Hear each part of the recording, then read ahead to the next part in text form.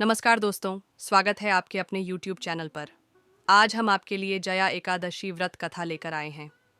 कथा सुनाने से पहले आपसे निवेदन है कि हमारे चैनल को सब्सक्राइब करें और बेल आइकन को दबाना न भूलें, ताकि आपको हमारे सभी वीडियो की नोटिफिकेशन मिलती रहे।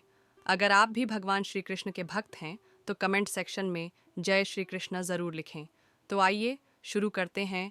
गांडीवधारी अर्जुन ने कहा, हे भगवन, अब कृपा कर आप मुझे माघ माह के शुक्ल पक्ष की एकादशी के संबंध में भी विस्तार पूर्वक बताएं। शुक्ल पक्ष की एकादशी में किस देवता का पूजन करना चाहिए तथा इस एकादशी के व्रत की क्या कथा है, उसके करने से किस फल की प्राप्ति होती है। भगवान श्री कृष्ण ने कहा, हे अर्जुन, माघ माह के शुक्ल पक्ष की एकादशी को जया एकादशी कहते हैं। इस एकादशी के उपवास से मनुष्य भूत, प्रेत, पिशाच आदि की योनि से छूट जाता है। अतः इस एकादशी के उपवास को विधि अनुसार करना चाहिए। अब मैं तुमसे जया एकादशी के व्रत की कथा कहता हूँ। ध्यानपूर्वक श्रवण करो। एक बार देवताओं के राजा इंद्रनंदन वन में भ्रमण कर रहे थे। चारों तरफ किसी उत्सव का सा माहौल था। गांधर्व गा रहे थे और गंधर्व कन्याएं नृत्य कर रही थीं। वहीं पुष्पवती नामक गंधर्व कन्या ने माल्यवान नामक गंधर्व को देखा और उस पर आसक्त होकर अपने हाव भाव से उसे रिझाने का प्रयास करने लगी। माल्यवान भी उस गंधर्व कन्या पर आसक्त होकर अपने गायन का सुर ताल भूल गया। इससे संगीत की लय टूट गई और संगीत का सारा आनंद बिगड़ डाच गया। सभा में उपस्थित देवगणों को यह बहुत बुरा लगा। यह देखकर देवेंद्र भी रुष्ट हो गए। संगीत एक पवित्र साधना है। इस साधना को भ्रष्ट करना पाप है।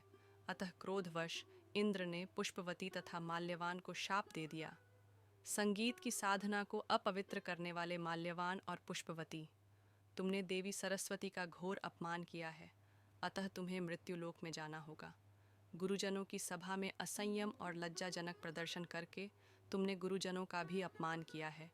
इसलिए इंद्रलोक में तुम्हारा रहना अब वर्जित है।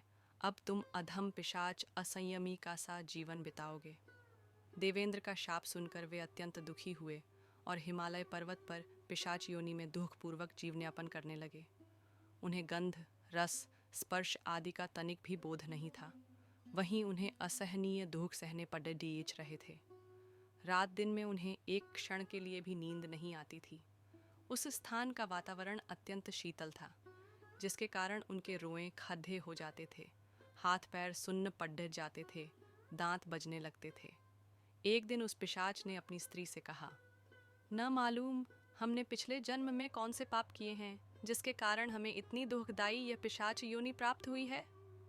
पिशाच योनि से नरक के दुख सहना कहीं ज्यादा उत्तम है। इसी प्रकार के अनेक विचारों को कहते हुए अपने दिन व्यतीत करने लगे।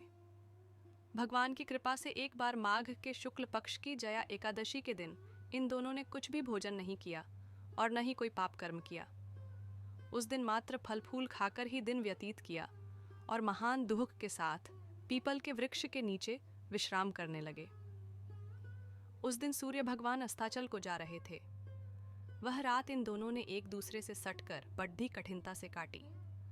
दूसरे दिन प्रातःकाल होते ही प्रभु की कृपा से इनकी पिशाच योनि से मुक्ति हो गई और पुनः अपनी अत्यंत सुंदर अप्सरा और गंधर्व की देह धारण करके तथा सुंदर वस्त्रों तथा आभूषणों से अलंकृत होकर दोनों स्वर्ग लोक को चले गए। उस समय आकाश में देवगण तथा गंधर्व इनकी स्तुति करने लगे। नागलोक में जाकर इन दोनों ने देवेंद्र को दंडवत किया। देवेंद्र को भी उन्हें उनके रूप में देखकर महान विस्मय हुआ और उन्होंने पूछा, तुम्हें पिशाच योनि से किस प्रकार मुक्ति मिली? उसका पूरा वृत्तांत मुझे बताओ। देवेंद्र की बात सुन माल्यवान ने कहा, हे देवताओं के राजा इंद्र, श्री हरि की कृपा तथा जया एकादशी के व्रत के पुण्य से हमें पिशाच योनि से मुक्ति मिली है। इंद्र ने कहा, हे माल्यवान, एकादशी व्रत करने से तथा भगवान श्री हरि की कृपा से तुम लोग पिशाच योनि को छोड़ ढाकर पवित्र हो गए हो।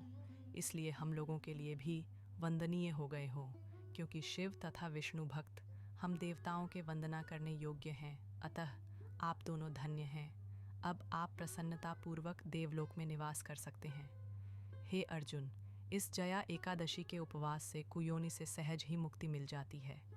जो मनुष्य इस एकादशी का व्रत कर लेता है उसने मानो सभी तप यज्ञ दान कर लिए हैं। जो मनुष्य श्रद्धा पूर्वक जया एकादशी का व्रत करते हैं वे अवश्य ही सहस्र वर्ष तक स्वर्ग में वास करते हैं। कथासार संगीत देवी सरस्वती का एक अलौकिक वरदान है। यह एक साधना है, एक विद्या है। इसमें पवित्रता आवश्यक है। फिर जिस सभा में अपने से बढ़े गुरुजन आदि उपस्थित हों, वहाँ प्राणी को संयम और मर्यादा को बनाए रखना चाहिए ताकि गुरुजनों का अपमान न हो, उनका सम्मान बना रहे। गुरुजनों का अपमान करने वाला मनुष्य घोर नरक का भागी है। कथा समाप्त। यदि आपको कथा पसंद आया हो तो ज़्यादा से ज़्यादा शेयर करें और ऐसी तरह आगे भी कथाएं सुनने के लिए हमारे चैनल को सब्सक्राइब करना न भूलें। धन्यवाद।